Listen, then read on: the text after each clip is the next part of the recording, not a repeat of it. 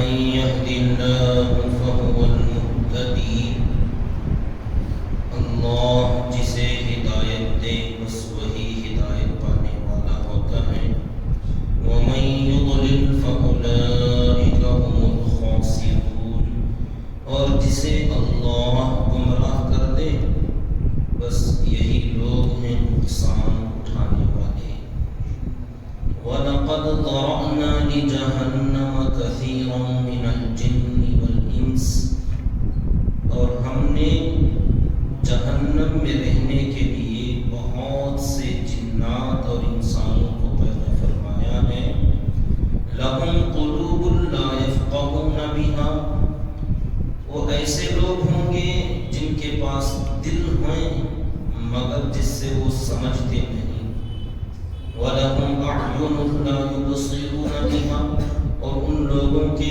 آنکھیں ہیں مگر ان سے وہ دیکھتے نہیں وَلَهُمْ آذَانٌ لَا يَسْمَعُونَ بِهَا اور ان کے کان ہیں مگر ان سے وہ سنتے نہیں أُولَئِكَ كَالْأَنْعَامِ بَلْ هُمْ أَضَلُّ یہ لوگ چوپایوں جانوروں کی طرح ہیں بلکہ ان سے بھی گئے گزرے ہیں اولئک هم الغافلون یہی لوگ ہیں غفلت میں پڑنے والے وللہ الاسماء الحسنى فادعوه بها اور اللہ کے اچھے اچھے نام ہیں سو تم انہی ناموں کے ذریعے اس کو پکارا کرو وَذَرُوا الَّذِينَ يُلْحِدُونَ فِي أَسْمَائِهِ اور جو لوگ اللہ تعالیٰ کے ناموں میں کجروی اختیار کرتے ہیں انہیں چھوڑ دو سَيُجْزَوْنَ مَا كَانُوا يَعْمَلُونَ وہ جو کام کرتے ہیں اس کا عن قریب ان کو بدلہ دیا جائے گا محترم بزرگ و عزیز دوستو پیچھے بھی ایک واقعہ گزر چکا بلعام بن باعورہ کا جس کی اللہ تعالیٰ نے پہلے تو ہدایت اور رہبری فرمائی تھی بعد میں اس کی حق کے ساتھ ٹکراؤ کی وجہ سے اللہ تعالیٰ نے اس کو گمراہ کر دیا تھا آگے اللہ تعالیٰ فرماتے ہیں من یہد اللہ فہو المہتدی کہ جسے اللہ ہدایت دے بس وہی ہدایت پانے والا ہوتا ہے ومن یضلل اور جسے اللہ گمراہ کر دے راستے سے بھٹکا دے فاولئک هم الخاسرون بس ایسے ہی لوگ ہیں جو نقصان اور خسارے والے ہوتے ہیں اس آیت میں تین باتیں اہم طور پر ذکر کرنے کی ہیں ایک بات تو یہ کہ ہدایت اور ضلالت ہدایت اچھی چیز ہے خیر کی چیز اور ضلالت بری چیز ہے شر کی چیز تو معلوم ہوا اللہ ہی کی طرف سے ہدایت ملتی ہے اور گمراہی بھی اللہ ہی کی طرف سے تو اللہ تعالی خیر اور شر دونوں کے خالق ہیں کیونکہ کچھ لوگوں نے بعد میں چل کر حضرات صحابہ کے زمانے کے بعد میں ایک ایسا طبقہ پیدا ہوا تھا جو اللہ کی طرف شر کی نسبت کرنے کو برا سمجھتا تھا اور شر کا خالق انسان کو قرار دے دیا کہ بھئی اللہ تو بس خیر کے خالق ہیں اور شر انسان اپنی طرف سے پیدا کر لیتا ہے اگر ایسا ہوا تو پھر انسان بھی خالق کی لسٹ میں آ جائے گا خالق بن جائے گا حالانکہ خیر اور شر دونوں چیزیں اللہ ہی کی طرف سے ہیں اللہ ہی اس کے خالق ہیں تو یہاں اللہ نے خود فرمایا جسے اللہ ہدایت دے دے اور جسے اللہ گمراہ کر دے تو ہدایت خیر کی چیز اور ضلالت شر کی چیز دونوں چیزیں دینے والے اللہ ہی ہیں تو ایک بات تو یہ دوسری بات یہ کہ اللہ تعالیٰ نے یہاں فرمایا کہ اللہ جسے ہدایت دے دے بس وہی ہدایت پانے والا ہے یعنی سنگولر میں اللہ نے بتایا من یہد اللہ فہو المہتدی جسے اللہ ہدایت دے وہی آدمی ہدایت پانے والا ہے حالانکہ ہدایت پانے والے لوگ دنیا میں بہت سارے ہیں ہر زمانے میں ہر نبی کی قوم میں اس امت میں بھی بہت سارے لوگوں کو اللہ نے ہدایت عطا فرمائی تو اللہ نے ان سب لوگوں کو ایک سنگولر میں بدلایا جسے اللہ ہدایت دے بس وہی ہدایت پانے والا ہے اور ضلالت والوں کو اللہ نے پلورل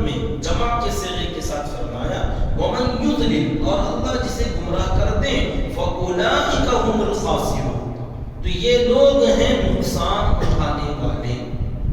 تو ہدایت پانے والا ایک اللہ نے فرمایا، جسے اللہ ہدایت دے بس وہی ہدایت پانے والا، اور جسے اللہ گمراہ کر دے وہ لوگ نقصان اٹھانے والے۔ تو اس میں ایک کو مفرد کے صیغے کے ساتھ بیان کرنا اور دوسرے کو جمع کے صیغے کے ساتھ بیان کرنا، اس میں کیا فرق ہے کہ اس کو سنگل میں بولا جا رہا ہے، اس کو جمع میں بولا جا رہا ہے، پلورل میں؟ اس کا ایک نقطہ یہ ہے کہ حضرت آدم علیہ نبینا وعلیہ الصلاۃ والسلام سے لے کر اللہ کے آخری نبی حضرت محمد صلی اللہ علیہ وسلم تک اور قیامت تک آنے والے انسانوں تک جس کو بھی اللہ تعالیٰ نے ہدایت عطا فرمائی، ہدایت کے ملنے کا سب کا طریقہ ایک ہی ہے۔ سب کو ہدایت ایک ہی طریقے سے ملی ہے اور ہدایت کا ایک ہی راستہ ہے، اس میں کوئی الگ الگ راستے نہیں، اس کے اصول ایک ہیں، کیونکہ ہر نبی کا کلمہ ایک تھا، لا الہ الا اللہ، لا الہ الا اللہ کے سوا کوئی معبود نہیں۔ اور ہدایت یہی ہے کہ آدمی کو اللہ کی پہچان ہو جائے، ایک اللہ کی معرفت نصیب ہو جائے، ایک اللہ کے ماننے والے بن جائیں۔ تو حضرت آدم علیہ السلام سے لے کر قیامت تک آنے والے جتنے ہدایت والے لوگ ہیں، سب کا جملہ، سب کا کلمہ، سب کا بول ایک ہوگا۔ اس لیے اللہ نے تمام ہدایت والے لوگوں کو سنگل میں بتلایا کہ جسے اللہ ہدایت دے بس وہی ہدایت پانے والا ہے۔ تو تمام لوگ ہدایت میں ایک جیسے ہو گئے۔ وَمَن يُضْلِلْ، اور جسے اللہ گمراہ کر دے یہی لوگ ہیں نقصان اٹھانے والے۔ اب ان کو جمع کے صیغے کے ساتھ کیوں بتلایا؟ وہ اس لیے کہ گمراہی کے بہت سارے طریقے ہیں۔ گمراہی کے جیسے ہدایت کا ایک ہی طریقہ ہے، گمراہی کے الگ الگ طریقے، ہر نبی کے زمانے میں الگ الگ گمراہیاں، اور اس امت میں بھی پہلے والوں کی گمراہی کے طریقے الگ، بعد والوں کے الگ، اس زمانے کے الگ، اور آئندہ آنے والوں کے گمراہیوں کے طریقے الگ۔ جیسا کہ ہم جانتے ہیں کہ پہلے زمانے کے اندر گمراہی کے لیے ٹی وی، موبائل، گانے بجانے کی ان چیزوں کی ان کے پاس درکار ہی نہیں تھی، موجود ہی نہیں تھے۔ پہلے والے لوگوں کا عجیب طریقہ تھا گمراہی پر، وہ بھی تھے مگر ان کی گمراہی کے طریقے الگ الگ۔ ہم سے ذرا پہلے والوں کے پاس ٹی ویاں وغیرہ، ٹیپ ریکارڈر وغیرہ تھے، اور اس زمانے کی گمراہی تو موبائل کے آلات اور کمپیوٹرز، طرح طرح کی چیزیں، اور آئندہ اور آنے والوں کے پتہ نہیں اور کیا کیا چیزیں ہوں گی۔ تو مختلف راستوں سے لوگ گمراہ ہوئے، کفر اور شرک میں مبتلا ہونے والے لوگ طرح طرح سے، اور صرف گمراہی اللہ کو چھوڑ کر کسی ایک غیر اللہ کی طرف نہیں، ہر بھٹکنے والا بندہ الگ الگ خدا، الگ الگ معبود بنا لیا۔ کسی نے 3 کو بنا لیا، کسی نے 300 کو بنا لیا، کسی نے 3000 بنا لیا، کسی نے 3 کروڑ بنا لیا، کوٹی خدا بنا لیا، 3 کروڑ۔ اب اس کے بعد خدا الگ الگ بنا لیے لوگوں نے، اور کسی نے تو کسی بھی خدا کو نہیں مانا۔ گمراہی یہ بھی ہے کہ یہ وہ 3 کروڑ تو چھوڑو، 300 چھوڑو، 3 خدا بھی نہیں، ایک بھی نہیں بلکہ کوئی خدا ہی نہیں، یہ بھی گمراہی۔ تو گمراہیوں کے الگ الگ طریقے، کوئی خدا کو مان کر گمراہ ہو رہا ہے، کوئی خدا کا انکار کر کے گمراہ ہو رہا ہے، کوئی ایک سے زائد 3 کو مان کے گمراہ ہو رہا ہے، کوئی 3 کروڑ کو مان کے گمراہ ہو رہا ہے۔ تو معلوم ہوا گمراہیوں کے طریقے الگ الگ ہیں، اس لیے اللہ تعالیٰ نے گمراہ ہونے والوں کو جمع کا صیغہ، پلورل کے صیغے کے ساتھ بیان فرمایا، اور ہدایت پانے والوں کا ایک ہی کلمہ تھا، ایک ہی طریقہ تھا، اس لیے ان کو سنگولر میں اللہ نے بتلایا۔ تو 2 باتیں ہوئی، ایک ہدایت اور ضلالت، خیر اور شر دونوں کا خالق اللہ ہی ہے، اور دوسری بات تمام ہدایت پانے والوں کا طریقہ ایک اور گمراہ ہونے والوں کے طریقے الگ الگ۔ تیسری بات جو بہت ہی غور و فکر اور سمجھنے کی بات ہے، مزے کی بات ہے، وہ یہ کہ اللہ تعالیٰ نے اس آیت میں فرمایا جسے اللہ ہدایت دے بس وہی ہدایت پانے والا والا، اور جسے اللہ گمراہ کر دے یہ لوگ نقصان اٹھانے والے. اس میں فرق، نقصان اٹھانے والے گمراہ جو لوگ ہیں ان کی سزا اللہ نے بیان فرمائی. ومن یضلل، جسے اللہ گمراہ کر دے، فاولئک هم الخاسرون، یہ لوگ نقصان اٹھانے والے لوگ ہیں. تو معلوم ہوا گمراہی کی سزا نقصان ہے، خسارہ ہے. خسرت دنیا والآخرہ، دنیا کا بھی نقصان، آخرت کا بھی نقصان. تو گمراہ ہونے والے لوگوں کا عذاب اللہ نے بیان فرما دیا کہ جسے اللہ گمراہ کر دے وہ نقصان میں ہے. تو ہدایت پانے والوں کا نقصان کے اپوزٹ میں کیا ہونا چاہیے تھا؟ ہدایت پانے والے لوگ کامیابی میں ہیں، ان کو کوئی ثواب بتانا چاہیے تھا، مگر اللہ تعالیٰ نے ہدایت پانے والوں کا کوئی ثواب ذکر نہیں کیا. جسے اللہ ہدایت دے دے بس وہی ہدایت پانے والا. اب اسی کے ملتا جلتا کیا جملہ بولنا چاہیے تھا، اور جسے اللہ گمراہ کر دے بس وہی گمراہ ہونے والے. مگر فرما نہیں، جسے اللہ گمراہ کر دے یہ لوگ نقصان اٹھانے والے لوگ. تو اس کے جیسا اگر ادھر بولتے تھے بولنا کہ اللہ جسے ہدایت دے یہ لوگ فائدہ اٹھانے والے، کامیاب ہونے والے. مگر فرما نہیں، جسے اللہ ہدایت دے دے وہی ہدایت والا. تو ان کا بدلہ اللہ نے کیوں بیان نہیں فرمایا؟ ہدایت پانے والوں کا جزا، ان کا بدلہ، ان کا ثواب یہاں اللہ نے ذکر نہیں فرمایا. کیوں؟ بڑے مزے کی بات ہے. دیکھو ہدایت جس بندے کو مل جائے اسے کوئی بدلہ، کوئی ثواب ذکر کرنے کی ضرورت ہی نہیں، کیونکہ ہدایت کا ملنا ہی ایک بہت بڑا ثواب ہے. کسی بندے کو ہدایت کا ملنا، اللہ کی عبادت کی توفیق کا ملنا، اللہ کے ذکر کی توفیق کا ملنا، کوئی بھی چھوٹا بڑا اللہ تعالیٰ کی کوئی بھی جو اللہ کے فرمانات ہیں، فرمودات ہیں، احکامات ہیں، ان چیزوں پر عمل کی توفیق کسی بندے کو مل جائے تو عمل کی توفیق ہی بہت بڑا انعام ہے اللہ کا. اس کے لیے الگ سے بدلہ ثواب ذکر کرنے کی ضرورت نہیں. اللہ تعالیٰ نے ایک اور جگہ فرمایا جزاء من ربک عطاء، تمہارے رب کی طرف سے جزا ہے، عطا ہے. جزا بھی عطا بھی دونوں کو ایک ساتھ اللہ نے بیان فرما دیا. جزا کہتے ہیں کسی کام کے بدلے میں جو ملتا ہے، کسی عمل کے بدلے میں جو ملتا ہے اس کو جزا کہتے ہیں. اور جو کسی عمل کے بدلے کے بغیر یوں ہی کسی کو مل جائے اس کو عطا کہتے ہیں.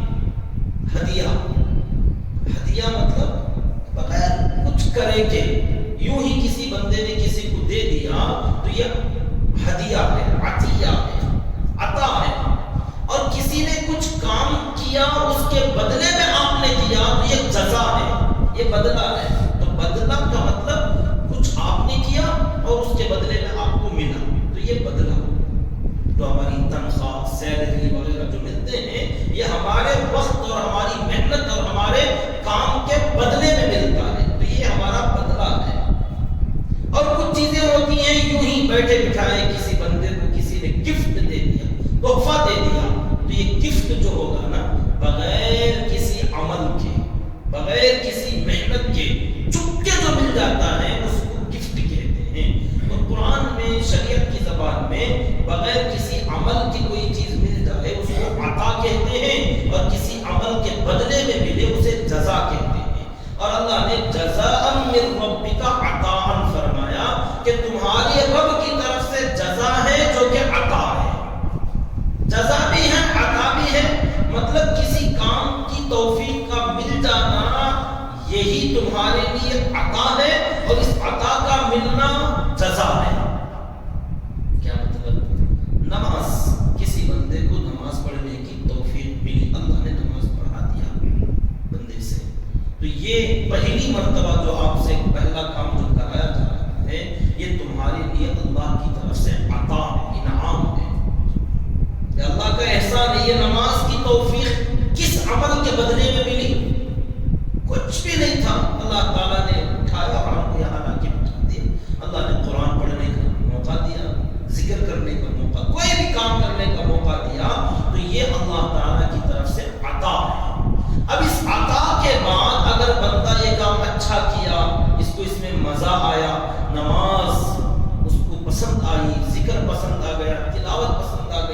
اب یہ بندہ ریگولر نمازی بن گیا، ذاکر بن گیا، قاری بن گیا، نماز قرآن تلاوت کرنے والا، ذکر کرنے والا بن گیا. اب اسے ایک عمل کے بعد دوسرے عمل کی توفیق جو ملتی جا رہی ہے، یہ پہلے عمل کے بدلے میں دوسرے عمل کی توفیق مل رہی ہے. تو پہلا عمل عطا تھا، دوسرا عمل جزا ہے. سمجھ میں آ گیا؟ پہلا عمل اللہ کا انعام تھا، اس انعام کو جب بندے نے پورا کیا تو اللہ نے اس کا بدلہ یہ دیا کہ تم نے فجر کی نماز پڑھی اور اچھی لگی تو اللہ تعالیٰ ظہر کی توفیق دے دی. اب ظہر اچھی ہوئی تمہاری تو اللہ عصر کی توفیق دے دی، عصر اچھی ہوئی تو مغرب کی، مغرب اچھی ہوئی تو عشاء اچھی ہوئی تو پھر فجر. تو اس طریقے سے ایک کے بعد جو ملتا جا رہا ہے یہ جزا ہے. اور یہ جزا کیوں مل رہی ہے؟ کیونکہ پہلے اللہ نے آپ کو عطا کیا تھا. تو پہلے بھی ایک چیز میں بتلایا تھا اور مجھے اس میں کنفیوژن تھا کہ میں صحیح بتایا کہ نہیں، اپنی طرف سے کچھ ایسی ذہن میں بات آئی تھی، آج یہ مجھے صاف ہو گئی. وہ یہ کہ اللہ تعالیٰ بندوں کو جو ثواب، جو انعامات عطا فرماتے ہیں، وہ اس کا خلاصہ ایسا ہوتا ہے کہ بھئی آپ کو یہ انعام ہماری طرف سے مل رہا ہے کیونکہ ہم نے آپ کو پہلے بھی ایک انعام دیا تھا، پہلے بھی ایک انعام دیا تھا، اس انعام کو آپ نے لے لیا تھا، اس لیے دوسرا انعام مل رہا ہے. پہلے جیسے نماز، یہ دنیا میں اللہ تعالیٰ کا انعام ہے ہم لوگوں کو ملا. اب اس انعام کے بدلے میں اللہ قیامت کے دن جنت دیں گے، ثواب دیں گے، جنت کی نعمتیں دیں گے. تو اس کا کیا مطلب؟ یہ انعامات تم کو اس لیے مل رہی ہیں کیونکہ دنیا میں تم کو نماز کا بھی انعام ملا تھا. تو ہماری طرف سے کیا کمال ہو رہا ہے؟ یہ سب اللہ تعالیٰ کے انعامات ہی انعامات ہیں. تو یہاں اللہ تعالیٰ نے اسی لیے ہدایت والوں کا ثواب اور بدلہ بیان نہیں فرمایا، بلکہ یہ کہہ دیا کہ اللہ جسے ہدایت دے دے بس وہی ہدایت پانے والا ہے. اس کا بدلہ، اس کا ثواب ذکر نہیں کیا کیونکہ ہدایت کا ملنا وہی بہت بڑا بدلہ ہے، وہی بہت بڑا ثواب ہے کہ تم کو نیک اعمال کی اللہ توفیق دے دے. اور گمراہ جو لوگ ہوں گے وہ لوگ نقصان اٹھانے والے ہیں. ان کی سزا اللہ تعالیٰ نے بیان فرمائی کہ گمراہی کے بدلے میں دنیا کا بھی نقصان، آخرت کا بھی نقصان. یہ تین باتیں ہدایت اور ضلالت کے مطابق. اب آگے کی آیت میں اللہ تعالیٰ فرماتے ہیں وَلَقَدْ ذَرَقْنَا لِجَهَنَّمَ كَثِيرًا مِنَ الْجِنِّ وَالْإِنسِ. جب گمراہ والے جو لوگ ہیں، گمراہی والے، یہ نقصان اٹھانے والے ہیں، تو اللہ تعالیٰ فرماتے ہیں جو نقصان اٹھانے والے بندے ہیں نا، ان کی کچھ پہچان ہے، ان کی کچھ علامتیں ہیں. اصل بات یہ ہے کہ ہم نے ہی، یہ اللہ تعالیٰ کی تقدیر میں ہے، اللہ تعالیٰ کی پلاننگ میں ہے. تقدیر کا معنی پلاننگ.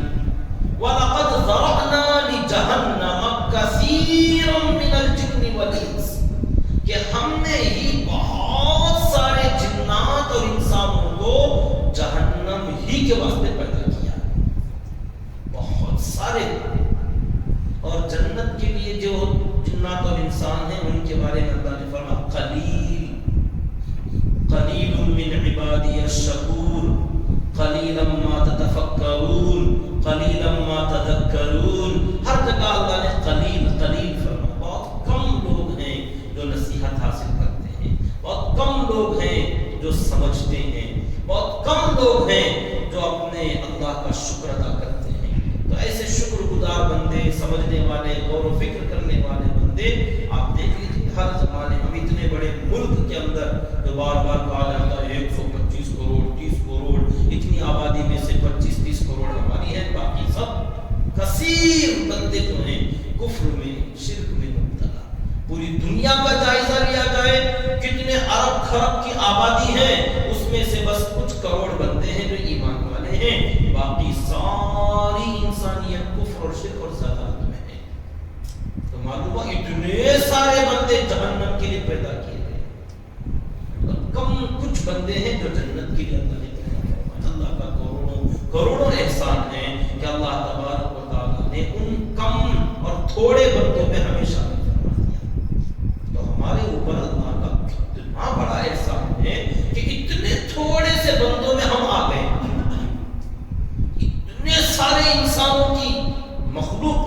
آج اس دنیا میں ہمارے پیریڈ میں ہمارے دور میں اتنے انسان ہیں، ان میں سے ہم اگر اس میں آئے ہیں تو اس میں ہمارا کمال نہیں ہے، اللہ کا انتخاب ہے، اللہ کا سلیکشن ہے کہ اللہ نے ہمیں ان کم بندوں کی جماعت میں شامل فرما دیا۔ تو کتنا بڑا احسان اللہ تعالیٰ کا ہم لوگوں پر۔ فرماتے ہیں وَلَقَدْ ذَرَأْنَا لِجَهَنَّمَ، ہم نے جہنم کے لیے پہلے ہی سے پیدا کر دیا، بنا دیا، طے کر دیا، کثیرا من الجن والانس، بہت سارے جنات اور انسانوں کو۔ جنات کا تذکرہ پہلے، انسان کا تذکرہ بعد میں ہے، اور ایک آیت میں بھی ہے وَمَا خَلَقْتُ الْجِنَّ وَالْإِنسَ إِلَّا لِيَعْبُدُونَ، کہ ہم نے جنات اور انسان کو ہماری عبادت یعنی ہماری معرفت کے لیے پیدا فرمایا۔ اس کی وجہ یہ ہے کہ انسان سے پہلے جنات کو اللہ نے پیدا فرمایا۔ اس زمین پر انسان بعد میں آیا ہے، پہلے جنات یہاں پر بسیرا کرتے تھے۔ ابلیس انہی جنات کی نسل میں سے تھا۔ اللہ نے قرآن میں فرمایا کانا من الجن، کہ ابلیس جو ہے وہ جنات میں سے تھا۔ جب ان کی زمین پر بہت زیادہ نافرمانی ہوئی تو اللہ نے ان کو تباہ کر دیا۔ ابلیس بہت بڑا متقی، پرہیزگار، عبادت گزار تھا، تو اس لیے اللہ تعالیٰ نے اس کو فرشتوں کے ساتھ رکھ دیا تھا، زمین سے اٹھا کر آسمانوں پر رکھ دیا۔ ان کی زمینی مخلوق جنات سے نکال کر ملائکہ، یہ جنات آگ کی مخلوق ہوتی ہیں، آگ والی مخلوق سے نکال کر نورانی مخلوق میں اللہ نے اس کو رکھ دیا تھا۔ تو یہی چیز تھی جو اس کو گھمنڈ میں مبتلا کر بیٹھی کہ میں تو کتنا بڑا ہوں، میں کیسا ہوں کہ میری طرح کا تو فرشتوں میں بھی کوئی نظر نہیں آتا۔ تو یہی اس کو دھوکا ہوا جب اللہ نے فرمایا میں زمین میں پھر سے آباد کرنا چاہتا ہوں، ایک مخلوق پیدا کرنا چاہتا ہوں، اور زمین میں اپنا خلیفہ، اپنا نائب بھیجنا چاہتا ہوں۔ تو یہی دیکھتا تھا کہ کوئی مخلوق میں کون ہے، میری طرح کوئی نہیں، تو اللہ کا خلیفہ میں ہی تو ہوں۔ جب اللہ تعالیٰ نے ایک نئی مخلوق پیدا فرما دی تو اس کو جلن شروع ہوئی، حسد شروع ہوا۔ تو بہرحال وہ الگ مسئلہ ہے۔ اللہ تعالیٰ نے جنات کو انسانوں سے پہلے اس زمین پر پیدا فرمایا تھا، تو اس لیے فرمایا جنات اور انسانوں کی بہت بڑی جماعت اللہ تعالیٰ نے خاص جہنم ہی کے واسطے پیدا فرمایا۔ اب وہ جو جہنم والے بندے ہیں ان کی کوئی علامت، کوئی پہچان، تو اللہ تعالیٰ نے فرمایا ہے کہ جو جہنم والے بندے ہوں گے نا، ان سے اعمال کا صدور جہنم والوں ہی کے ہوتے رہیں گے۔ ان سے جو کام نکلیں گے، وہ جو اعمال کریں گے، جہنم میں جانے والوں ہی کے اعمال وہ لوگ کرتے رہیں گے جو جہنم کے لیے بنائے گئے۔ اور جو بندے جنت کے لیے بنائے گئے ہیں، وہ چاہیں یا نہ چاہیں، ان بندوں سے جنت والے اعمال کا صدور ہوتا رہے گا۔ یہ نماز پڑھیں گے، ذکر کریں گے، تلاوت کریں گے، صدقہ کریں گے، اللہ سے ڈرتے رہیں گے، کوئی غلطی ہو جائے تو توبہ کریں گے، یہ تمام چیزیں پہچان ہیں۔ دل نرم ہوں گے، کوئی عذاب کی بات سنیں گے تو دل کانپنے لگ جائیں گے، رونگٹے کھڑے ہو جائیں گے، اور کبھی موقع ملا تو اللہ کے دربار میں سجدے میں سر رکھ کر روئیں گے، گڑ گڑائیں گے، معافیاں مانگیں گے، خاتمہ بالخیر کی فکر کریں گے، موت کو یاد کرتے رہیں گے۔ یہ سب علامتیں ہیں جنت میں جانے والے بندوں کی، پہچان ہے، آپ غور کرتے رہے، دیکھ لیجیے۔ اور جو بندے جہنم والے ہوں گے ان کی بھی پہچان اللہ تعالیٰ نے، بہت سارے ان کی بھی پہچان ہے، اس میں بڑی بڑی 3 علامتیں اللہ نے بیان فرمائی یہاں پر۔ وہ یہ لہم قلوب لا یفقہون بہا، ان کو بھی دل ہیں، جیسے عام انسانوں کے ہدایت والے بندوں کے دل ہیں، ویسے ان کے پاس بھی دل ہوں گے، مگر ان کے دلوں سے وہ سمجھتے نہیں ہیں، اپنے دل کے ذریعے سے کوئی حق بات نہیں سمجھیں گے۔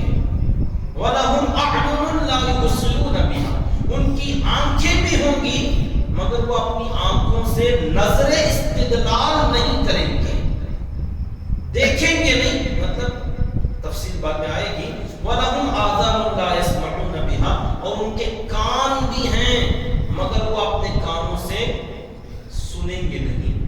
یہ گمراہ لوگوں کی 3 بڑی بڑی علامتیں۔ پھر فرمایا اولئک کالانعام،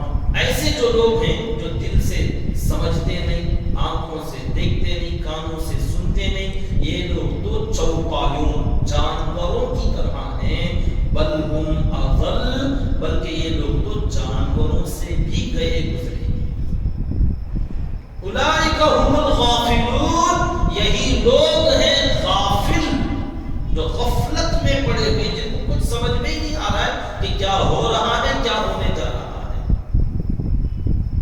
اب یہ دل ہیں، سمجھتے نہیں، آنکھیں ہیں، دیکھتے نہیں، کان ہیں، سنتے نہیں، کا کیا مطلب ہے؟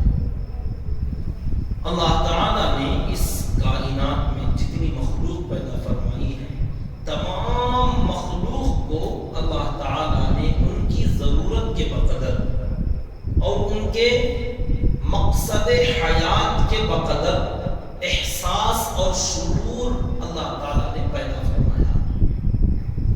جتنی مخلوق یعنی جو بھی چیز دنیا میں اللہ تعالیٰ نے اس کائنات میں بنائی ہے، ساری کائنات، آسمان اور زمین اور اس کے درمیان میں جو چیزیں ہیں سب، اور بلکہ آسمانوں کے اوپر، زمین کے نیچے، اللہ کے علاوہ جتنی چیزیں ہیں وہ سب مخلوق کہلاتی ہیں، اور ساری مخلوق کو اللہ تبارک و تعالیٰ نے ایک احساس، ایک شعور رکھا ہے ہر مخلوق میں،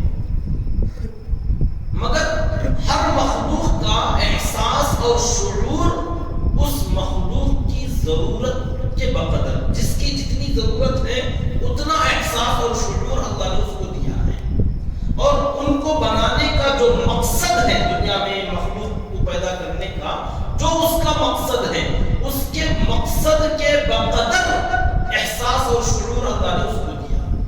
دو باتیں میں بتلا رہا ہوں، ان کی ضرورت جتنی تھی اتنی، اور ان کو پیدا کرنے کا جو مقصد تھا، اس مقصد کے لیے جتنا شعور چاہیے اتنا احساس، فیلنگز، ان کے اندر کچھ حرکت وغیرہ کی ضروریات کو کچھ وہ سمجھ سکے، تو ایسی چیزیں اللہ تعالیٰ نے ہر مخلوق میں رکھا ہے، مگر الگ الگ مرتبوں کے ساتھ۔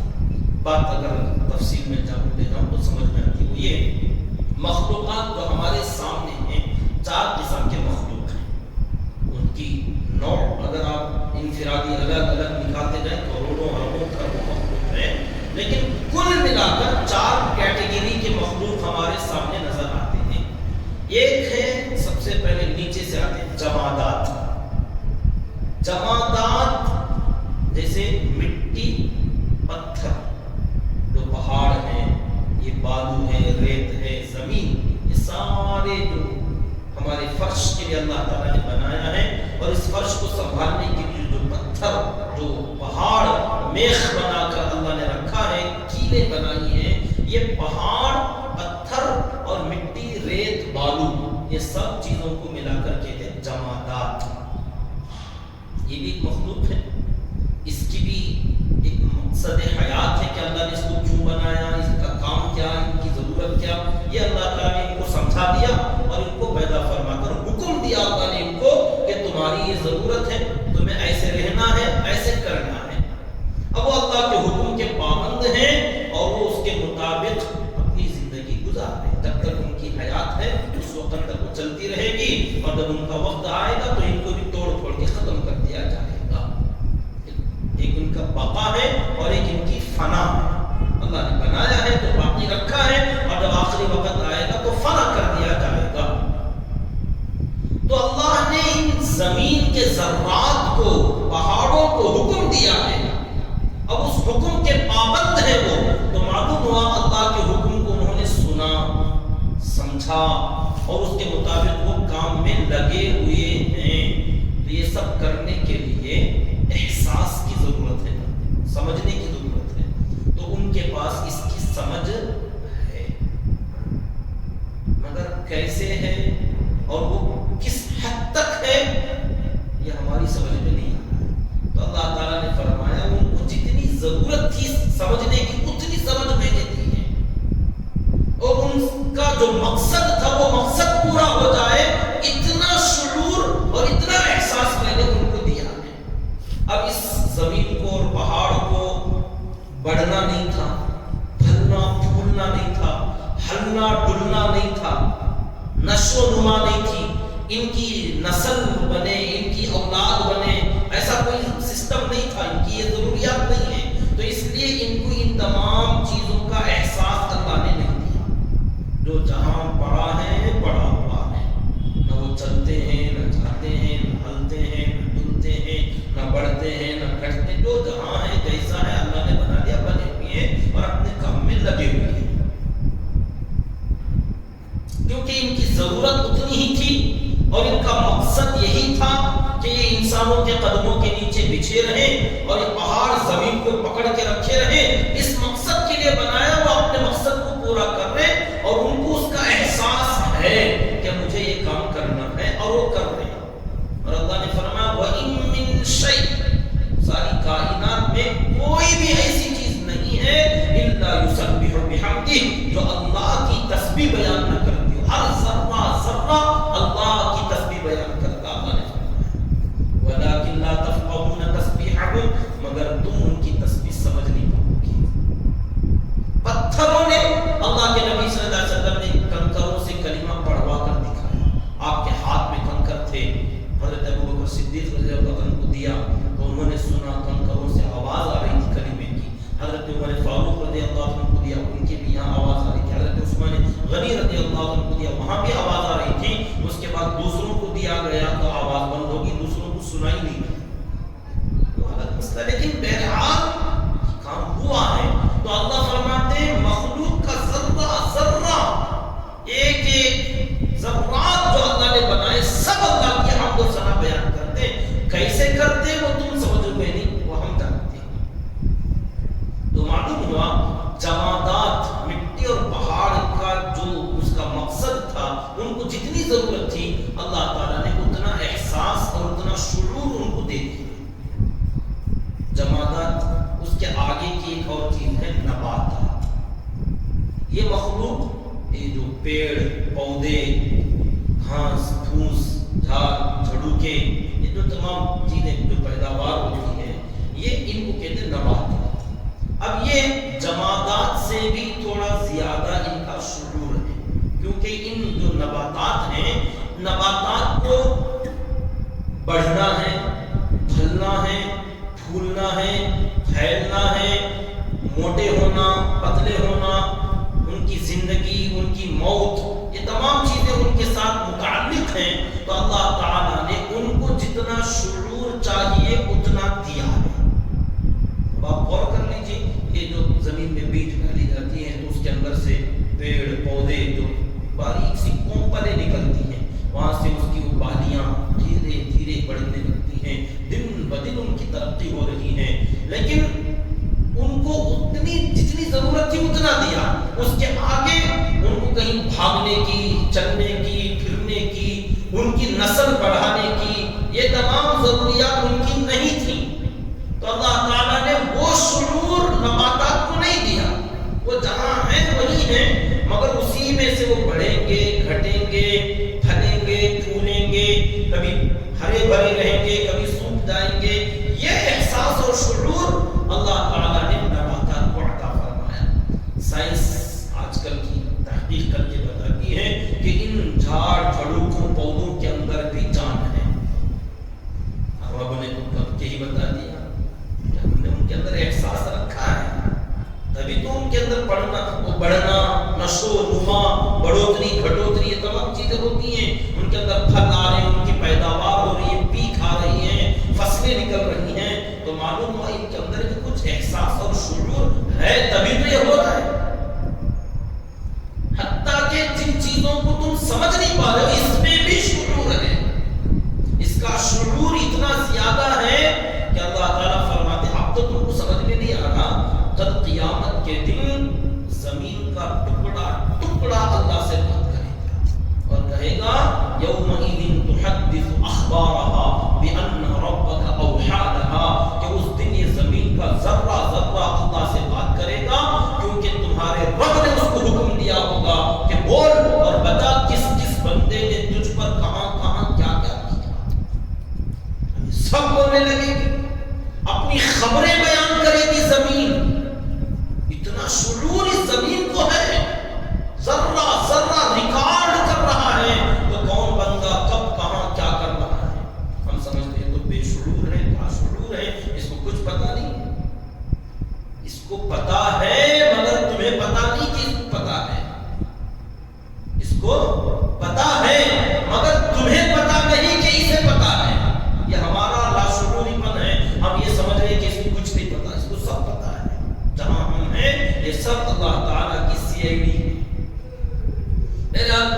جمادات کا جو شعور ہے تھوڑا کم، نباتات کا شعور اس سے ذرا زیادہ. اس کے آگے چلے حیوانات، چرند پرند جانور، جنگلی وحشی اور اپنے اہلی پالتو، یہ تمام جتنے بھی جانور ہیں ان تمام جانوروں کو کہتے ہیں حیوانات. چاہے اس میں چرند پرند سب آ جائیں گے. یہ تمام جو ہیں ان کا شعور جمادات مٹی اور پتھر سے زیادہ، نباتات جھاڑ جھڑوں کے پیڑ پودے ان سے بھی زیادہ شعور اللہ نے ان کے اندر رکھا ان کی ضرورت کے وقت. کیونکہ اب ان کو بڑھنا بھی ہے اور پھلنا پھولنا بھی ہے، ان کی نسل بھی بڑھنی ہے، ان کو اپنے نقصان سے بچنا ہے، نفع کے قریب جانا ہے. تو اتنا شعور حیوانات کو اللہ تعالیٰ نے دے دیا کہ وہ ایک جگہ سے دوسری جگہ جاتے بھی ہیں، دھوپ گرمی سے بچتے بھی ہیں، نفع کی چیز استعمال بھی کرتے ہیں، نقصان کی چیزوں سے بچتے بھی ہیں، اور ان کا شعور بس اتنا ہی ہے جتنا ان کی ضرورت ہے. کہ آگ لگی ہے تو آگ سے بچنا، وہ جانتے ہیں کہ ہاں آگ میں جلتا ہے، نقصان ہوتا ہے. کوئی ڈنڈا اٹھائے تو بھاگنے کی کوشش کرتے ہیں، کیونکہ ان کو اس کا شعور ہے کہ اس ڈنڈے کی جو چوٹ لگے گی اس سے تکلیف ہوتی ہے. کوئی بنڈا اٹھائے پھینکے تو ان کو شعور ہے کہ اس کی چوٹ کی وجہ سے ہمیں تکلیف ہوگی، تو ان کو تکلیف کا احساس ہے. کوئی بندہ احسان کرے تو وہ سمجھتے ہیں کہ یہ بندہ ہمارا محسن ہے. کوئی اس کی دیکھ بھالی اچھے طریقے سے کرے وہ سمجھتے ہیں ہمارا مالک ہے. وہ اس کے یہاں آنا جانا، اس کی تھوڑی بہت باتوں کو سمجھنا، اتنا شعور تو ان کو ہے کہ وہ اچھے اور برے کا فرق، اپنے اور پرائے کا فرق، اور اپنی نسل کی افزائش، ان کے بچے، ان کی فیملی، اس حد تک تو اللہ تعالیٰ نے ان کو شعور دیا. مگر ان کا شعور نباتات سے زیادہ، جمادات سے زیادہ. ہر ایک کو اسٹیپ بائی اسٹیپ اللہ تعالیٰ نے الگ الگ ضرورت کے وقت جس کی جتنی ضرورت ہے اتنا شعور اللہ تعالیٰ نے ہر مخلوق کو دیا. تو تین ہوئے، جمادات، نباتات، حیوانات. یہ تین مخلوق. اس کے آگے ہے انسان. یہ جو انسان کی مخلوق ہے ان تینوں سے زیادہ اس کا شعور اللہ نے رکھا. اب یہ انسان جس کا شعور اور جس کی عقل، جس کا دماغ، جس کا احساس جمادات سے زیادہ، نباتات سے زیادہ، حیوانات سے زیادہ اللہ تعالیٰ نے انسان کو دیا ہے. اب یہ انسان اپنے اس احساس کا استعمال اتنا ہی کرتا ہے جتنا جانور کرتے ہیں. جانور بھی اپنا پورا سوچ و بچار صرف اپنے کھانے پینے، پیٹ اور اپنے نفسانی خواہش، اس حد تک ان کی سوچ بچار ہے کہ ہمیں بھوک لگی ہے، کیا کھائیں، کب کھائیں، جب ملا جو ملا کھا لیا. نیند آ گئی سو جانا، تھکن ہو گئی تھوڑی دیر رک جانا، آرام کر لینا. گرمی ہو رہی ہے تو پانی میں جا کے ٹھنڈک حاصل کرنا، اور ٹھنڈک ہو رہی ہے زیادہ ٹھنڈ تو تھوڑا گرم ہونے کی کوشش کرنا. اور کبھی جذبات، نفسانی خواہشات ابھریں تو اپنے ملاقاتیں کر لینا، اور ان کے ذریعے سے افزائش نسل، ان کی اولاد، ان کے بچے ہونا. اتنا تو شعور ان کو ہے. اب انسان جو ان تمام میں سب سے اعلیٰ اور افضل مخلوق ہے، اب اس کو بھی آپ دیکھیں، یہ بھی اپنے کھانے کی فکر، کپڑے کی فکر، اپنے رہنے کی فکر، اپنے نفسانی خواہشات پوری کرنے کے لیے بیوی کی فکر، اور اپنی افزائش نسل کے لیے اپنی اولاد کی فکر، یہ پورا ملا کے چاروں طرف سے آپ گھما کر دیکھیں ایک عام انسان جو غیر مسلمان ہے، ان کی پوری دوڑ دھوپ، کمانا، کھانا، پینا، سونا، آرام کرنا، بیوی، بچے، اسی میں چکر کاٹتے رہتے، گھومتے رہتے. اس کے علاوہ کوئی اور مقصد دنیا میں آنے کا نہیں ہے. تو یہ تمام کام وہ ہیں جو عام جانور بھی کرتے ہیں. سمجھنا ہے؟ جانور کھانے کی فکر ان کو بھی ہے، انسان کو بھی ہے. سونے کی فکر ان کو بھی ہے، انسان کو بھی ہے. خواہشات پوری کرنے کی فکر ان کو بھی ہے، انسان کو بھی ہے. بچے پیدا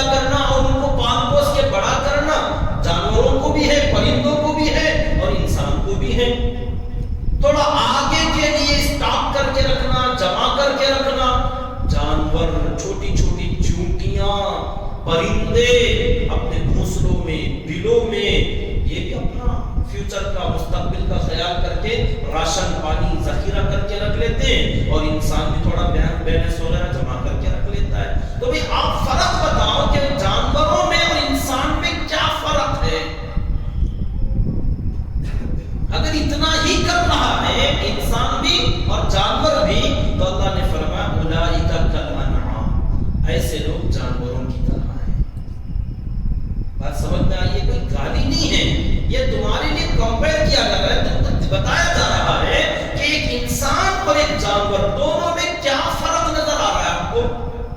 کوئی فرق نہیں، جو وہ کر رہے ہو تم کر رہے ہو، بلکہ اللہ نے فرمایا بل ہم اضل، بلکہ ایسے لوگ جو انسان ہو کر ان کے سامنے جانوروں سے زیادہ آگے کا کوئی احساس نہیں ہے، ایسے لوگ تو جانوروں سے بدتر ہیں۔ کیوں؟ کیونکہ جانور تو آگے کے مکلف تھے ہی نہیں، تم مکلف ہو کر بھی آگے کی سوچ نہیں رہے ہو، تم کو ان سے زیادہ عقل دی گئی، پھر بھی تم اتنے ہی میں پڑے ہو جتنا جانور پڑا ہوا ہے۔ تمہارے لیے اتنا زیادہ شعور دیا گیا تھا، احساس دیا گیا تھا، تو تم سوچتے کہ میں دنیا میں کیوں آیا؟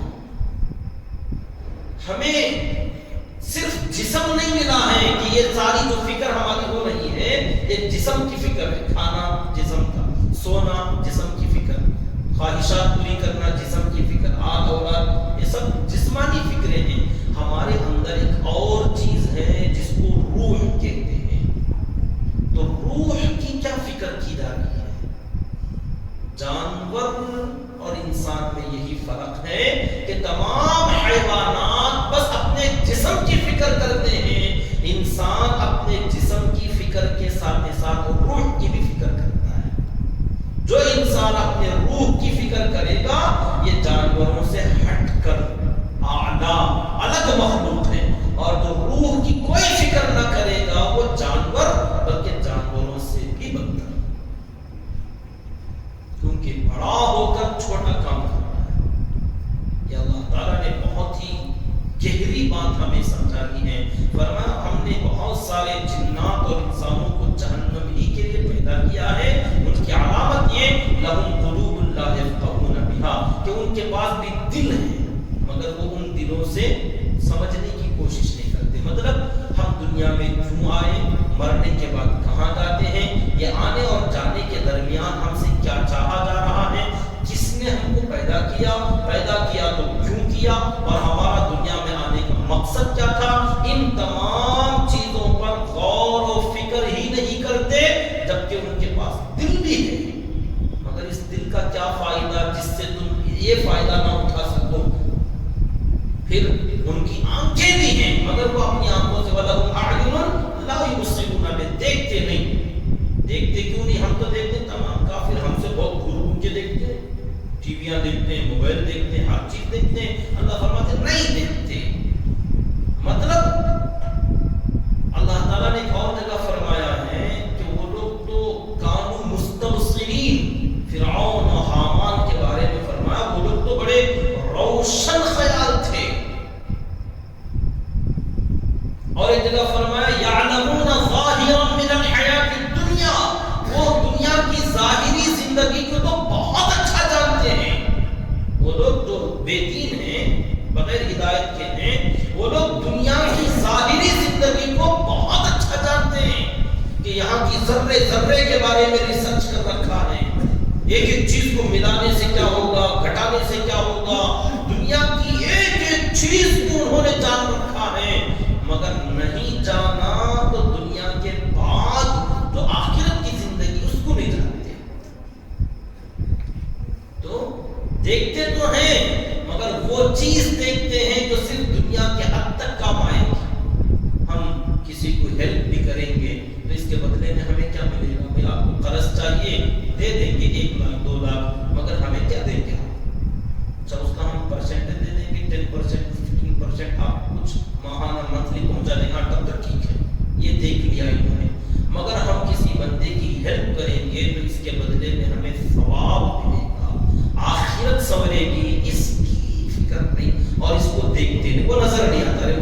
گے کیا جی وہ ہے کہ نہیں ہے کہ وہ کب کا کی، ہم کو تو اب کا چاہیے. تو فرمایا وہ لوگ دیکھتے نہیں، اس کے بدلے میں جو نظر نہ آنے والی چیز جو ان کو ملنے کی ہے وہ اسے نہیں دیکھتے، بس ظاہری جو نظر آتا اسے دیکھتے ہیں. وَلَهُمْ آذَانٌ لَا يَسْمَعُونَ بِهَا، اور ان لوگوں کے کان بھی ہیں مگر وہ سنتے نہیں ان کانوں سے. کیا سنتے ہیں؟ صاف سنتے ہیں، مگر وہی دنیا کے گانے بجانے، دنیا کی کاروبار کی چیزیں، یہاں کے فائدے کی باتیں، یہاں کے نقصان کی باتیں سب سنتے ہیں. آخرت کے فائدے کی بات، آخرت کے نقصان کی بات وہ نہیں سنتے. اور اصل میں تو وہی تھا کہ بھئی تمہارے لیے تو اصل زندگی آخرت والی ہے. جب اس کے بارے میں تم نہیں سمجھتے، اس کے بارے میں نہیں دیکھتے، اس کے بارے میں نہیں سنتے، تو اصل نہیں دیکھنے والا، اصل نہیں سننے والا یہ ایسا ہی ہے جیسے اس نے کچھ دیکھا ہی نہیں، کچھ سنا ہی نہیں. تو ایسے بندے اولئک کالانعام، یہ لوگ ہیں جو جانوروں کی طرح ہیں. بل ہم اضل، بلکہ یہ جانوروں سے بھی گئے گزرے. کیونکہ جانور کم سے کم دنیا میں کوئی بندہ اس کا مالک بن جائے تو وہ اپنے مالک کی خدمت کرتا ہے، اپنے مالک کا حق پہچانتا ہے، اس کے بلانے پہ آتا ہے، اس کے بھگانے پہ جاتا ہے، اس کے فیصلوں پر راضی رہتا ہے. مگر یہ انسان اشرف المخلوق ہو کر بھی اپنے خالق کو نہیں پہچانتا. ایک جانور اپنے خالق کو پہچان لیا، اپنے مالک کو پہچان لیا، مگر انسان ہو کر یہ نہیں پہچانا، تو بتاؤ یہ جانور سے بدتر نہیں تو اور کیا ہوا. اولئک هم الغافلون، یہی لوگ ہیں جو غفلت میں پڑنے والے ہیں. آگے اللہ فرماتے ہیں اس کا علاج، اس غفلت کا، اللہ کی غفلت سے نکلنے کا علاج اللہ نے فرمایا وَلِلَّهِ الْأَسْمَاءُ الْحُسْنَى، اللہ تعالیٰ کے اچھے اچھے نام ہیں. فَادْعُوهُ بِهَا، ان ناموں کے ذریعے سے اللہ کو پکارا کرو. دعا، فَادْعُوهُ، اللہ کو بلاؤ. دعا کا معنی ذکر بھی ہے، دعا کا معنی دعا بلانا، مدد کے لیے پکارنا بھی ہے. جو دعا ہم کرتے ہیں اللہ مجھے یہ ضرورت ہے دے دے، کبھی مصیبت میں پکارتے ہیں تو مصیبت کے وقت میں پکارنا اس کو بھی دعا کہتے ہیں. اور چھپ کے بیٹھ کر اللہ کا نام ورد کرتے رہنا یہ بھی دعا ہی ہے. اللہ اللہ کرتے رہنا، اللہ کو پکار رہے ہیں، اللہ رحمان رحیم سبحان اللہ الحمدللہ، اس کو پکار رہے ہیں. تو دعا کا معنی پکارنا اور ذکر کرنا، دونوں چیزیں آ جائیں گی. تو اللہ تعالیٰ نے یہاں ایک حکم دیا، اللہ کے اچھے اچھے نام ہیں. وَلِلَّهِ الْأَسْمَاءُ الْحُسْنَى، اللہ کے تو بہترین نام ہیں جن کو اسماء الحسنى کہا جاتا ہے. اور خاص کر 99 نام اللہ کے نبی صلی اللہ علیہ وسلم نے خود بیان فرمایا کہ 1 کم 100، 99 نام اللہ تعالیٰ کے اچھے اچھے نام ہیں. ان ناموں کو یاد کر لو. اللہ کے نبی صلی اللہ علیہ وسلم نے فرمایا جو ان ناموں کو یاد کر لے گا اللہ تعالیٰ اسے ضرور جنت میں داخل فرمائے گا. ہر قرآن کے اندر پہلے پیج میں اس کو لکھا جاتا ہے، بہت ساری جگہوں پر مل جاتے ہیں. آپ ان ناموں کو یاد کریں، دن میں صبح میں 1 مرتبہ، شام میں 1 مرتبہ ان ناموں کو صرف رٹیں اور ان ناموں کو، ہر نام کو ایک ایک بار زبان سے ادا کرتے جائیں، انشاءاللہ بہت بڑا ثواب ملے گا.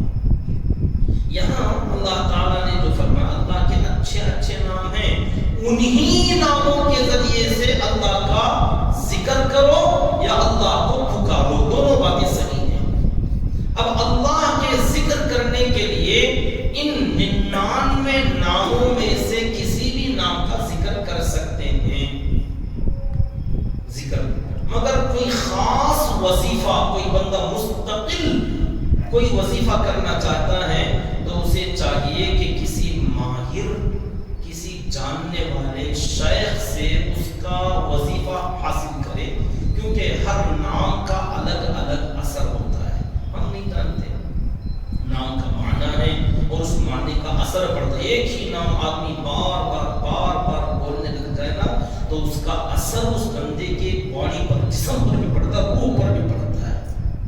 تو اس لیے کون سے نام کا کتنا ورد کرنا چاہیے، وہ جیسے ڈاکٹر جو ڈوز دیتے ہیں اس میں لمٹ بتاتے ہیں کہ اتنے ml، اتنی mg، اس کو اتنی مرتبہ دن میں 2 یا 3 یا 1 یا آدھی یہ چپ کے نہیں ہوتا، وہ اپنے علم اور اپنے تجربے کے روشنی میں سامنے والا کون سا بندہ ہے، اس کی ایج کیا، اس کا ویٹ کیا، اس کا وزن کیا، اس کے حساب سے اس کو ڈوز کتنا دیا جانا چاہیے، کتنی مرتبہ دینا چاہیے، وہ سب ایک تجربہ ہوتا ہے، ایک علم ہوتا ہے۔ اس علم کی روشنی میں وہ بتاتے ہیں کہ اتنے ml ہو، اتنے mg کا ہو، اتنے وقت لیا جائے، اس سے نہ کم، اس سے نہ زیادہ، ورنہ آپ کو نقصان ہو سکتا ہے، ہوگا کہ نہیں وہ الگ بات، لیکن اپنے تجربے کی روشنی میں نقصان ہو سکتا ہے، یا آپ کا وہ فائدہ نہیں ہوگا جو فائدہ ہونا چاہیے اگر آپ کچھ کم یا زیادہ کر دو گے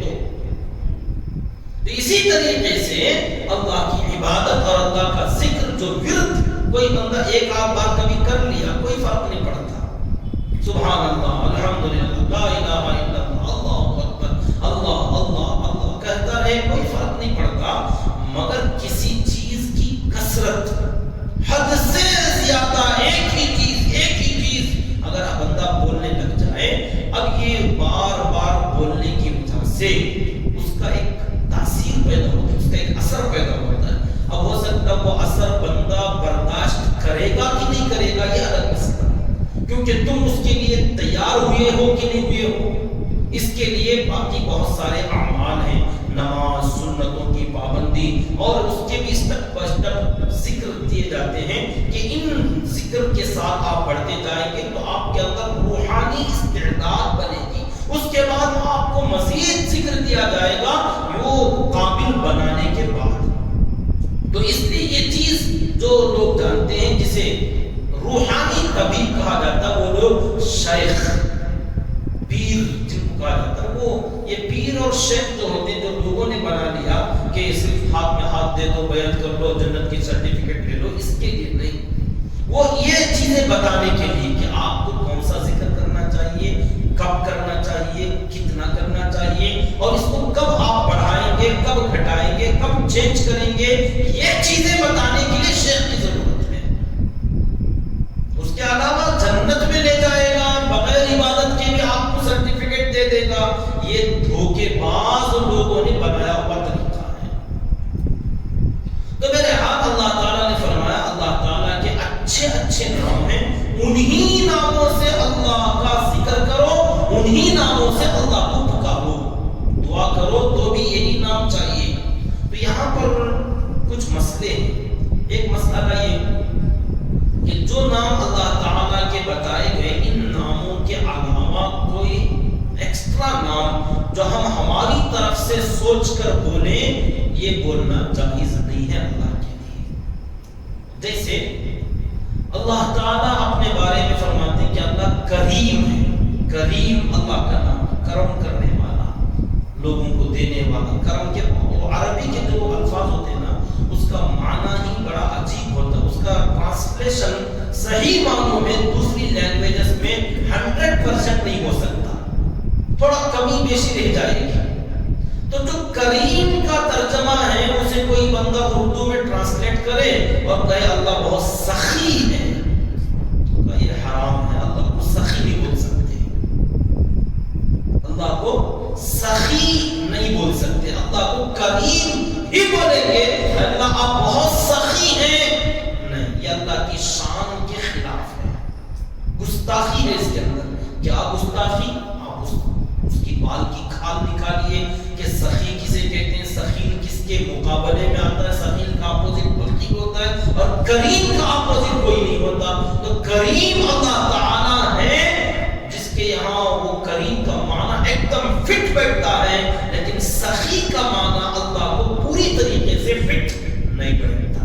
اسی طریقے سے اللہ شافی، شفا دینے والے، اب شفا دینے والے اللہ کے لیے بولنا جائز ہے، مگر وہیں پر کوئی بندہ اردو میں کہتا طبیب، اللہ ڈاکٹر ہے، نہیں، حرام ہے، یہ لفظ نہیں بول سکتے آپ۔ ڈاکٹر الگ ہے، تب شافی الگ ہے، کیا فرق زمین اور آسمان کا ہے اس میں۔ طبیب اور ڈاکٹر اور حکیم جو ہوگا یہ دوائیوں کے ذریعے سے، جڑی بوٹیوں کے ذریعے سے، کچھ چیزوں کے ذریعے سے آپ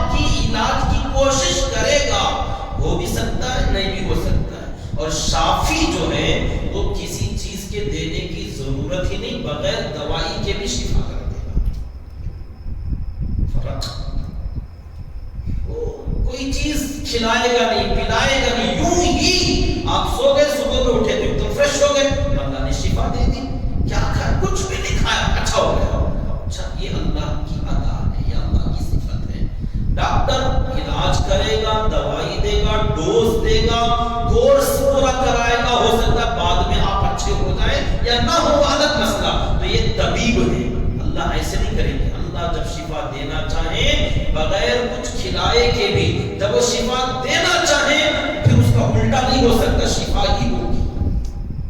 تو شافی تو اللہ کو بول سکتے ہیں، طبیب نہیں بول سکتے. اب بہت سارے دیندار حضرات بھی جانتے نہیں ہیں، جانے انجانے کبھی کبھار ہمارے سے بھی ایسی غلطیاں ہوتی ہیں کہ اللہ کے لیے ایکسٹرا الفاظ اپنی طرف سے بنا کر بولنے کی ضرورت نہیں ہے. اللہ نے خاص کر حکم دیا، اللہ کے اچھے اچھے نام ہیں، انہی ناموں سے اللہ کو پکارو.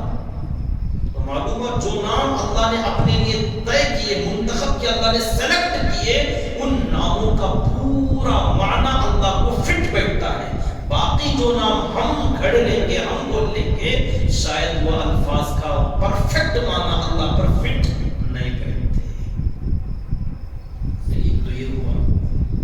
پھر فرمایا وَذَرُوا الَّذِينَ يُلْحِدُونَ فِي أَسْمَائِهِ، اور جو لوگ اللہ کے ناموں میں ٹیڑھا پن اختیار کرتے ہیں، الحاد کرتے ہیں، ایسے لوگوں کو چھوڑ دو. دیکھو، جو لوگ اللہ کے ان ناموں کے علاوہ اپنی طرف سے ایکسٹرا فٹنگ نام اللہ کے لیے لگاتے ہیں، وہ نام بھی چھوڑ دو. ایسے نام اللہ کو جو لوگ لگائیں گے، ایسے لوگوں کو بھی چھوڑ دو. کیا سخت بات اللہ نے فرمائی، کیونکہ یہ گمراہی کا راستہ ہے. اللہ کے لیے ایسے الفاظ نہ بولا کرو، کیونکہ الفاظ توڑ کر استعمال کرو. اللہ کے لیے تم بول رہے ہو اور من گھڑت جملہ اللہ کے بارے میں مت بولو. اللہ کے لیے کوئی لفظ ایسا مت لگاؤ. اللہ کے لیے طبیب، ڈاکٹر کا لفظ اللہ کو مت بولو. اللہ کو انجینئر مت بولو. اللہ حکیم ہے، حکیم بولو. سمجھانے کے لیے کبھی کچھ یہ الفاظ، اسی لیے ٹرانسلیشن صحیح نہیں ہوگا دوسری زبانوں میں. قرآن کا بھی پورا صحیح ترجمہ جو اللہ نے بتانا چاہا وہ ہم اپنی زبانوں میں نہ کبھی بتائے ہیں نہ کبھی بتا سکیں گے. قریب قریب ہاں ایسا ہے یہی بتا سکتے ہیں، ورنہ تو حقیقت جو اللہ بتلانا چاہتے ہیں وہ عربی کو عربی ہی میں ادا کیا جائے. اسی لیے اللہ نے عربی زبان کو اپنی زبان، قرآن کی زبان، جنت کی زبان کہا کہ اس میں جو مزہ ہے، اس میں جو میننگ اللہ تعالیٰ بھرے ہوئے ہیں، ایسا معنی کسی دوسری زبان میں ایک لفظ میں وہ معنی سما سکے ایسا کبھی ہوتا ہی نہیں. اسی لیے لوگ حیران رہتے کہ اتنا پڑھے اتنا لمبا بولے نا کہیں بول. یہی ہے راز اس کے اندر کہ اتنا چھوٹا سا ہے، اس میں اور بول سکتے ہیں، اور بول سکتے ہیں، کیونکہ قرآن کا اعجاز ہے. اتنا ہوگا مگر اس کے اندر پوری دریا کی طرح علم ہوگا. یہ قرآن اور عربی لینگویج کا کمال ہے. تو جو لوگ اللہ تعالیٰ کے ناموں میں الحاد، ٹیڑھا پن کرتے ہیں، اللہ کے ناموں میں ٹیڑھا پن، ایک تو وہی کہ جو نام اللہ بولے ان کے علاوہ کوئی دوسرے نام بولنا، یا اللہ کے ناموں کو ٹیڑھا میڑھا کرنے کا معنی ہے. دوسرا، اللہ تعالیٰ کے ہی نام لوگ دوسروں کو لگا دیتے ہیں. اللہ کا نام جو اللہ کے 99 نام ہیں، ان میں سے کوئی نام اٹھا کر دوسرے مخلوق کو، انسانوں کو لگا دیتے ہیں. اب یہ لگانا دو طریقے سے، یا تو ان کا نام رکھ دیے، عقیدہ تو کچھ نہیں، بس نام رکھ لیا، جیسے عبد الرحمن، عبد الرحیم، عبد الخالق، عبد الرازق، عبد السمیع. یہ اللہ کے جو نام ہیں، ان ناموں کے ساتھ عبد لگا کر کے سمیع کا بندہ، رازق کا بندہ، خالق کا بندہ نام رکھ دیا، یہ تو صحیح.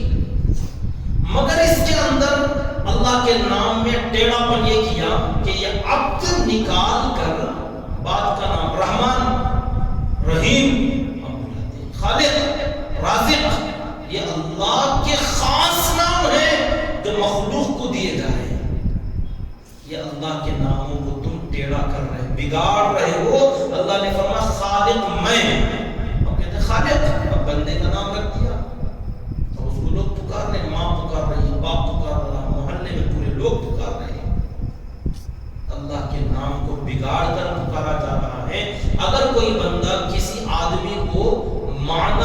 وہی دے دے، نام بھی وہی، معنی بھی۔ وہ تو بہت بڑا خالق ہے، اس کے ہاتھ میں وہ تو بڑا شفا دینے والا ہے، لوگ بولتے ہیں ڈاکٹر کو، وہ بہت بڑا شافی ہے، اس کے ہاتھ میں شفا ہے۔ اگر آپ عقیدے کے ساتھ بولو گے تو یہ شرک ہے۔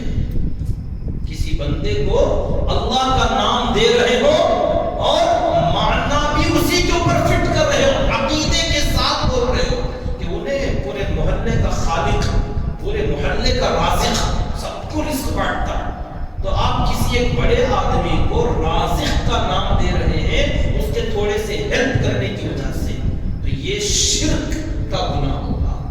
مگر عقیدہ تو نہیں، صرف اللہ کا نام اس بندے کو لگا دیا گیا اور عبد کا لفظ نکال کر اللہ کا نام کسی بندے کو پکار رہے ہیں، تو یہ شرک تو نہیں مگر بڑا گناہ، کبیرہ گناہ ہے۔ آج بہت سارے دیندار لوگ بھی وطا لمبا نام کون بولتے ہیں، سب شروع عبد الرحمن کو رحمان کہنا شروع کر دیا، عبد الرحیم کو رحیم بولنا شروع کر دیا، عبد الغفار کو غفار بولنا شروع کر دیا۔ یہ جتنے بھی نام اللہ کے نام کے ساتھ آتے ہیں ان سب کو اللہ کا نام لگا کر عبد نکال کے بولنا شروع کر دیا۔ مخلوق ہے، خالق بنا دیا ہے۔ عقیدہ تو نہیں ہے کہ یہ خالق ہے، مگر پھر بھی نام خالق کا دوسروں کو لگا دینا یہ کبیرہ گناہ، اور جتنی مرتبہ ایک دن میں آدمی یہ نام بولے گا اتنی مرتبہ کبیرہ گناہ۔ جو لوگ اللہ کے ناموں میں یہ ٹیڑھا پن اختیار کرتے ہیں ایسے لوگوں کو چھوڑ دو۔ مگر اللہ کے ناموں میں دو ٹائپ کے نام ہیں۔ اللہ کے ناموں میں کچھ نام ایسے ہیں جو خود اللہ تعالی نے بھی ان ناموں کو مخلوق کے لیے خود استعمال فرمایا۔ اللہ نے اپنا نام مخلوق کے لیے بھی بولا ہے، جیسے رحیم کا لفظ ہے، رحمان کا تو نہیں بولا، رحیم کا لفظ، رشید، اور اسی طریقے سے رؤوف، اور اسی طریقے سے کریم۔ یہ الفاظ اللہ تعالیٰ نے مخلوق کے لیے قرآن میں جگہ جگہ پر ہیں، تو یہ الفاظ مخلوق کے لیے خود اللہ نے بولا ہے، تو ان الفاظ کو مخلوق کے لیے استعمال کر سکتے ہیں جب اللہ خود مخلوق کو بول رہا ہے۔ جیسے اللہ تعالیٰ نے اپنے پیارے نبی صلی اللہ علیہ وسلم کے بارے میں فرمایا حریص علیکم بالمؤمنین رؤوف رحیم۔ ہمارے نبی ایمان والوں کے بارے میں بہت حریص ہیں، ہمارے نبی صلی اللہ علیہ وسلم ایمان والوں کے لیے بہت حرص کرتے ہیں کہ میرے ایمان والے امتی آ جائیں اور آ جائیں اور آ جائیں، حریص ہیں۔ بالمؤمنین رؤوف، اور ایمان والوں کے بارے میں ہمارے نبی بڑے نرم دل ہیں، رحیم، اور بہت رحم کرنے والے ہیں۔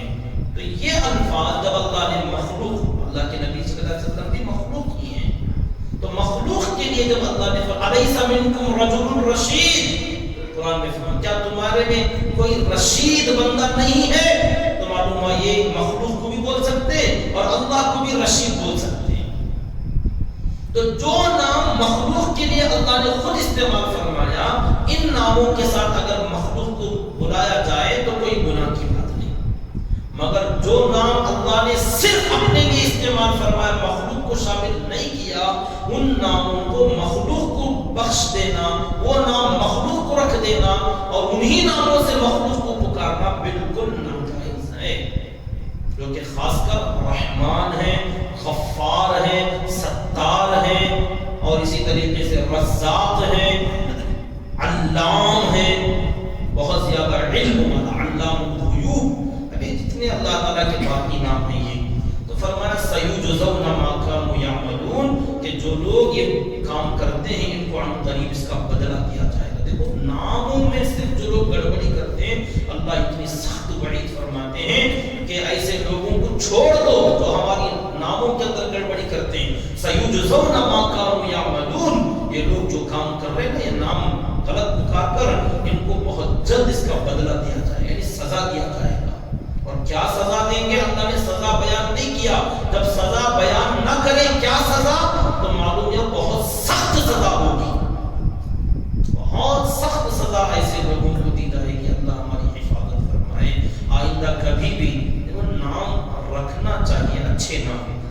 کل تو لوگوں نے ایسے نام رکھنا ہی چھوڑ دیا. لوگوں کو گوگل کے نام بڑے پسند آنے لگے آج کل. نت نئے نام جس کا کوئی معنی نہیں بنتا. لوگ وہ مفتی گوگل سے پوچھ کر رکھتے ہیں, معنی ہم سے پوچھتے ہیں جس کا معنی کیا ہے. ہم کو ٹٹولتے ہیں کہ کہاں سے ملا, وہ گوگل میں سرچ کر پھر معنی اسی سے پوچھو نا, ہم کو کیوں پریشان کرتے ہو. نام وہاں سے لیتے اور معنی ہم سے پوچھتے ہو. ہم کیا جانتے ہیں؟ جو قرآن میں ہے, جو حدیث میں, وہ پوچھو تو انشاءاللہ ہم کچھ سرچ کر کے ڈھونڈ کے آپ کو بتا پائیں گے. نت نئے نام چاہیے, ڈیزائن کے نام چاہیے. کوئی بھی نام وہ نہیں ہے اگر وہ ہے, وہ نئے ہیں سو نام کہاں سے لائیں گے یار آپ لوگ. کوئی بھی وہ نہیں, وہ ہمارے پھپھو کے لڑکے کا, نواز صاحب کا, پتہ نہیں کس کا, کہاں کی ہے رہے گا. اس میں کیا حضرت علی رضی اللہ عنہ کے 2 بیٹوں کا نام علی تھا, اپنے بچے کا نام علی, ابا کا نام علی, بیٹے کا نام علی, اور ایک بیٹے کا نام بھی علی. کیا کرو گے؟ علی اکبر, علی اصغر, بڑا علی, چھوٹا علی رکھ سکتے ہیں. اس میں کیا نہیں, ابا کا نام ہوا تو بچے کو نہیں رکھ سکتے, نہیں بالکل بھی نہیں. چاچا کا ہے, دادا کا ہے, نانا کا ہے. تو اب ایسے لوگ ڈھونڈنے لگتے ہیں. ہمارے استاد محترم کہتے تھے کہ اب لوگوں کو نئے نئے ناموں کی تلاش رہتی ہے. کچھ بھی بولو, لوگ سننے کے لیے تیار نہیں, تو ان کو کہہ دو جھنڈو بام رکھو اسی نام, امرتانجن رکھو, وکس 500 رکھو اپنے بچوں. کسی نے نہیں رکھا اپنے بچوں کا نام. تو نیا چاہیے نا, آپ کی نام کو کیا کریں, نیا نہیں تب نیو. اب یہ معنی ایسے نکلتے, ایسے اوٹ پٹانگ الفاظ لڑکیوں کے, لڑکوں کے لوگوں نے رکھنا شروع کر دیا. اب اس میں تو یہ اچھے نام ہی چلے گئے. اب جن لوگوں نے رکھا ہے اللہ کے نام, وہ گڑبڑی ہے. ایک تو پہلی بات, نام اچھے رکھتے ہی نہیں, اور جو بندے اچھے نام سلیکٹ کرتے ہیں وہ پکارتے نہیں. اگر رکھ بھی لیا تو پھر ایک پوچھنا تھا تو پکارنے کا کیا, تو دوسرا دن پکارنے ہی کے لیے تو رکھا گیا نام, نہیں وہ لکھنے کا الگ ہے, پکارنے کا الگ. یہ کون سی نئی مصیبت ہے؟ پکارنے کا الگ اور لکھنے کا الگ. اب یہ گڑبڑی نکاح کے موقع پر اتنی زیادہ ہوتی ہے کہ یہاں ایک لکھاتے ہیں, وہاں سین دوسرا کر کے بھیج کے دلہن. یہ کون یا نام دوسرا لکھا ہے, نہیں وہ پکار کے عادت ہوگی نا, وہ لکھتا نہیں. اب جو پکار کے عادت بن گئی, وہ سین بھی اسی کا کر دیتی ہے. اب لکھانے کا جو ہے, اسی کو پکارنا چاہیے. اب اگر پکارنا بھی شروع کیا لکھا ہوا نام, تو اس کو توڑ کے, مروڑ کے, پیار سے پکارنے کا نام بڑا عجیب و غریب اور پٹان. دوسرے ناموں میں تھوڑا بہت ایڈجسٹ ہو سکتا ہے, مگر اللہ کے ناموں میں ایک تو بہت اچھا نام ہے, اللہ کا نام رکھنا چاہیے. عبد کا لفظ لگا کر اللہ کا نام رکھیں. بہترین نام اللہ کو پسند آنے والے عبد الرحمن اور عبد الرحیم. عبداللہ اور عبد الرحمن, یہ 2 نام اللہ کو بہت پسند. حدیث میں عبداللہ اور عبد الرحمن. اب لوگ رکھتے تو ہیں مگر پکارتے نہیں. پکارے تو بھی رحمان کے نام سے پکارتے ہیں. ایک شدید کبیرہ گناہ ہے. اللہ تعالیٰ مجھے بھی, آپ کو بھی ان باتوں پر عمل کی توفیق عطا فرمائے. آئندہ ایسا کبیرہ گناہ ہم سے سرزد نہ ہو. اللہ تعالیٰ